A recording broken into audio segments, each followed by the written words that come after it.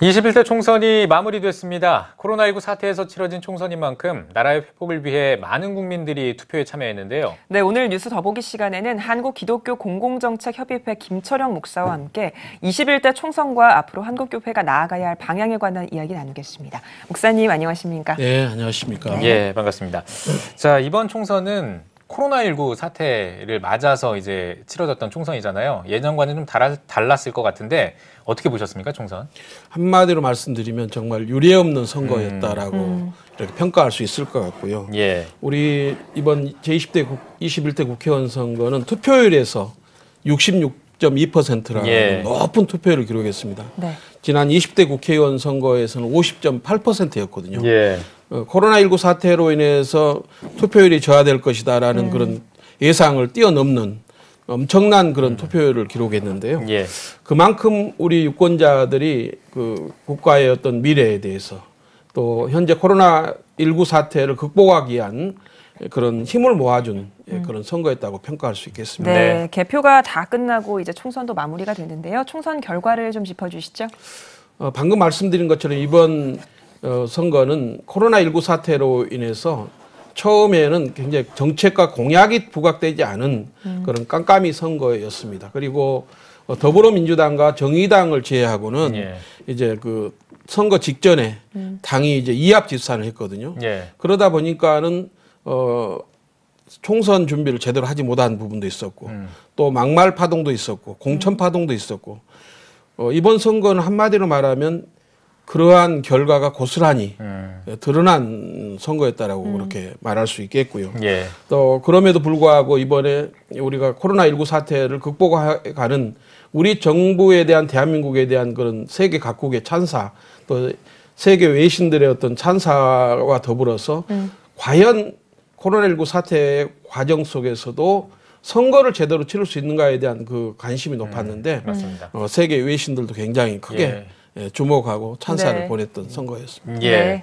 자, 그리고 이번 총선에서 기독인들도 또 많이 당선이 됐지 않습니까? 어떤 기독인들을 좀 주요 인물로 꼽아볼 수 있을까요? 이번에 이제 안타깝게도 한국 교회와 함께였던 제20대 국회의원들 중에서 이혜훈 의원이라든가 또 안상수 의원이라든가 이동섭 의원이라든가 홍문종 의원이라든가 조배숙 의원이라든가 이런 신실한 크리스찬 국회의원들이 낙선을 했어요. 네. 다행히 그래도 이번에 이제 21대 국회의원 선거에 국회 조창기도 회장을 지내오신 우리 김진표 장로님이라든가 또 이낙연 전 국무총리라든가 또 이인영 전 원내대표라든가 또 사랑의 교회 장로이면서 의정부지검 검사장을 지낸 김혜재 장로님이라든가 이런 좋은 분들이 이번에 이제 국회에 입성을 하게 됐고요. 네. 또 미래통합당에서도 이채익 장로님이 이제 재선에 성공을 했고 또 주목할 만한 분은 17대, 18대, 19대 국회의원을 지내시면서 국회 주창기도에 또 한국교회 적극적으로 협력해 오신 그 김기현 전 울산시장 또 이번에 다시 국회에 들어오셨기 때문에 그 어느 때보다도 21대 국회도 한국교회와 또 크리스찬 국회의원들 간의 좋은 협력 관계가 이루어질 걸로 기대하고 있습니다. 네. 그러면 한국교회 입장에서는 이번 총선 결과에 어떤 의미를 부여할 수 있을까요? 이번에 이제 우선 말씀을 먼저 드리고 싶은 것은 기독자의 통일당이라고요. 그 김승기 전 국정원장 법무장관 지내신 장로님도 비례대표로 나오셨는데 1.86%라고 하는 초라한 성적으로 이번에 그 또 실패를 했거든요. 입성에. 그렇게 봤을 때 우리는 한국 교회 유권자들로부터도 예면을 당한 것, 여기에 대한 진지한 성찰이 필요할 것 같고요. 또 이번 선거를 통해서 한국 교회가 좀 바라봐야 될 것 중에 하나는 한국 교회도 역시 이번 총선 결과를 놓고 진지한 성찰이 필요합니다. 저희가 이제 목회자들 단톡방이라든가 어떤 단체 단톡방 같은데 SNS를 보면 특히 이제 목사님들 또 장로님들 나라를 사랑하는 그 마음으로 굉장히 많은 그런 정치적인 의견들과 또 주장들을 해 왔는데 한국교회 일부에서 생각하는 그런 어떤 그런 여론과 입장과는 다르게 선거 결과가 나왔다는 것 아닙니까? 그런 면에서는 한국교회가 정치적인 입장을 표현하는 것, 또 정치적인 어떤 그런 사안들에 대해서는 무척 신중하고 분별력을 가져야 된다고 하는 거예요. 한국교회 역시 성찰과 또 변화와 혁신을 통해서 사회를 리더하지 못하면 예. 한국 교회도 이러한 그 세상으로부터 외면당하지 않을까라는 예. 그런 두려움을 갖는 예. 선거였다고 볼 수 있습니다. 예. 알겠습니다. 자, 그러면 이번 21대 총선 결과를 보면 사실 그 공룡 여당이 탄생했다. 지금 그 범진보를 다 합치지 않더라도 지금 뭐 더불어민주당, 더불어시민당만 합쳐도 이제 180석이 되니까요. 이런 상황에서 혹시 그러니까 이렇게 좀 거대 여당이 됐을 때 한국교회에 어떤 좀 뭔가 지금까지는 다른 영향을 미칠 것이다. 뭐 이런 예측이라든지 뭐 어떻게 좀 예상을 해볼 수 있을까요? 달라질까요? 아니면 비슷할까요? 어떨까요? 좋은 질문인데요. 예. 네. 사실 뭐 우리나라는 기독교 국가가 아니고 예. 또 다종교 국가이고 예. 그렇기 때문에 21대 국회에서 더불어민주당 어떻게 보면 진보정당이라고 할 수 있는데 거대 집권 여당이 네네. 탄생한 거 아닙니까? 그렇죠. 예. 그런 면에서는 이제 한국교회 안에서는 그동안 반대해왔던 동성 그렇죠. 결혼 합법화 반대라든가 예. 또 국가인권기본계획의 그 NAP의 독소조항 반대라든가 네. 여러 가지 이런 운동을 해왔는데 혹시 거기에 대한 영향을 받지 않을까라는 그런 우려를 갖는 건 사실인데요. 예.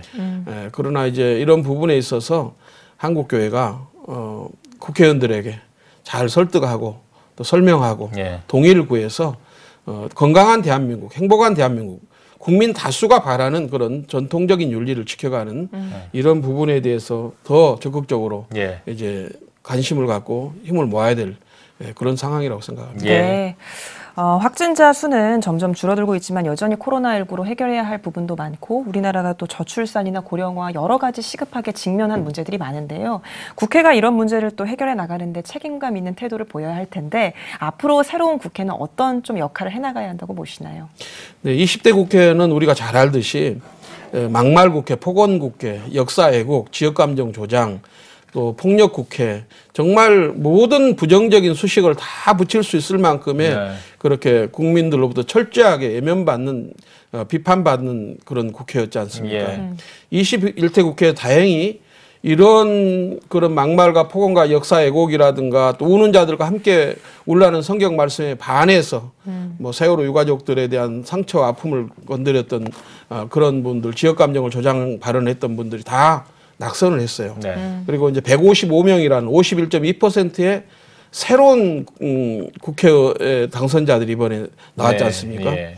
그만큼 국민들이 정치 개혁에 대한 우리 정치의 수준을 높이기를 바라는 당리당략을 뛰어넘어서 상생과 통합의 정치, 국민과 국가를 위한 정치를 바라는 그 민도, 그 의식이 이번 선거에 반영됐다고 봤을 때 이번에는 이제 이 21대 국회의원들이 이제 정말 국민을 두려워하는 그래서 일하지 않고 또 의회 출석도 하지 않고 또 법안 제출도 하지 않으면서 세비는 꼬박꼬박 받아가는 그런 정치인 국회의원들에 대해서는 국회의원 국민 소환제를 통해서 소환해서 의원직을 박탈할 수 있는 그런 21대 국회가 되기를 바라고 있습니다. 예. 참 이번 총선 결과를 봐도 그렇고요. 진짜 국민이 무섭다는 게 다시 한번 느껴지는 그런 총선이 아니었나 그렇죠. 네. 이런 생각이 듭니다.